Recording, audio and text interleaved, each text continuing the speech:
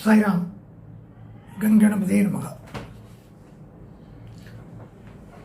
இன்று சில பேரினுடைய வேண்டுகோளுக்கு இணங்க சூரிய கிரகணம் என்பதை பற்றி பார்க்கிறோம். எல்லோருக்குமே தெரியும், இது ஒரு விஞ்ஞானபூர்வ நடைபெறும் ஒரு நிகழ்வு.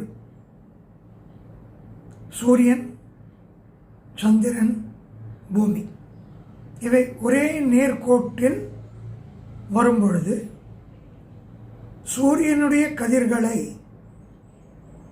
சந்திரனானவர் மறைத்து பூமியின் ஒரு பகுதியின் மேலே விழாமல் செய்கிறார். இவ்வாறு ஏற்படக்கூடிய அந்த நிழலானது பூமியின் எல்லா பகுதியிலுமே நிகழ்வதில்லை. இரவு என்பது பூமியினுடைய சுழற்சியினால் சூரியனின் ஒரு பக்கம் பூமியின் மேல் விழுந்து பகலாக இருக்கின்றது. பூமியின் மறுபக்கமானது சூரியனுக்கு பக்கம் இல்லாமல் அடுத்த புறமாக இருப்பதால் இரவாக இருக்கிறது. இரவு என்பதும் ஒரு நிழலே, ஆனால் அது எதனுடைய நிழலும் அல்ல. இது பூமியின் சுழற்சியினால் ஏற்படுகிறது. ஆனால் கிரகணம் என்பது சந்திரனுடைய நிழல் சூரியனுடைய கதிர்களினால் ஏற்பட்டு பூமியினுடைய ஒரு பகுதியை மறைத்து நிழலாக விழுகிறது. வெறும் நிழலாக அது விழுவதில்லை, சூரிய கதிர்களை அது மறைத்து விடுகிறது, பூமிக்கு வராமல் செய்கிறது. எல்லோருக்கும் தெரியும், உயிரினங்களுக்கு தேவையான ஒன்று சூரிய கதிர். சூரியனுடைய ஒளி இல்லாமல் பயிர் பச்சை கூட முளைக்காது, அதனுடைய தன்மையை இழந்துவிடும். அவ்வாறு எல்லா உயிருக்கும் தேவையான பச்சை காய்கறிகளோ பயிர்களோ எதுவும் இல்லாமல் மனித இனமும் இல்லாமல் போகும். ஆகையால் சூரியனுடைய ஒளிக்கதிரானது இந்த பூமிக்கும் பூமியில் வாழும் உயிரினங்களுக்கும் மிக மிக மிக தேவையான ஒன்று. அப்படிப்பட்ட இந்த சூரிய கிரகணமானது பூமியின் ஒரு சிறு பகுதியில் மட்டும் நிகழும். எனவே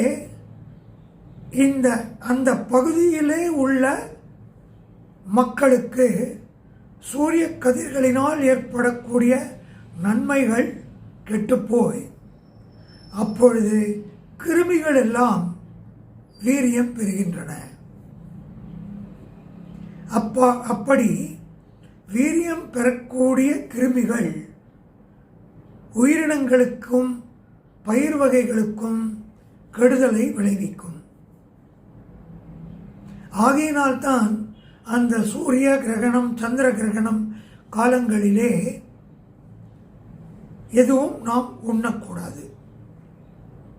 அடுத்தது, இந்த கிருமிகளானது அப்பொழுது வீரியம் பெற்று கிரகணம் முடிந்த பிறகும் அதனுடைய வீரியத்தன்மையை இழக்காமல் மேலும் பரவிவிடும். இதை நான் ஏன் இங்கு குறிப்பிடுகிறேன் என்றால், எனக்கு ஒரு பதிவு வந்தது. அதிலே ஒரு விஞ்ஞானி இந்த சூரிய கிரகணத்தினால் இந்த கொரோனாவானது அழிந்துவிடும், அதன் பிறகு இதன் தாக்கம் இருக்காது என்று கூறியிருக்கிறார். ஆனால் அந்த கொரோனாவானது, அவரே தான் கூறியிருக்கிறார், இந்த கொரோனாவானது பூமியின் மேலே முழுவதுமாக பரவி இருக்கிறது என்று. அப்பொழுது ஒரு சிறு இடத்திலே ஏற்படக்கூடிய இந்த கிரகணமானது பூமியினுடைய மற்ற பரப்பளவிலே உள்ள கிருமிகளை எல்லாம் கொல்லாது. மேலும் இந்த கிரகணம் ஏற்பட்டிருக்கின்ற பகுதியிலே இந்த கிருமிகள் எல்லாம், கொரோனா கிருமிகள் எல்லாம் மேலும் வீரியம் பெற வாய்ப்பு உள்ளது. நான் விஞ்ஞானத்தை குறை கூறவில்லை, ஆனால் எனக்கு தெரிந்த அளவிலே இதுதான் உண்மை. இன்னொன்று, இந்த கிரகண காலங்களிலே இந்துக்கள் எல்லோருமே அவர்களுடைய மூதாதையர்களுக்கு தர்ப்பணங்களை கொடுப்பார்கள். அது மட்டுமல்ல, அமாவாசை, பௌர்ணமி போன்ற இன்னும் சில திதிகளிலே தர்ப்பணங்களையும் திதிகளையும் செய்வார்கள். நான் ஏற்கனவே என்னுடைய முந்தைய பதிவிலே கூறியிருக்கின்றேன்,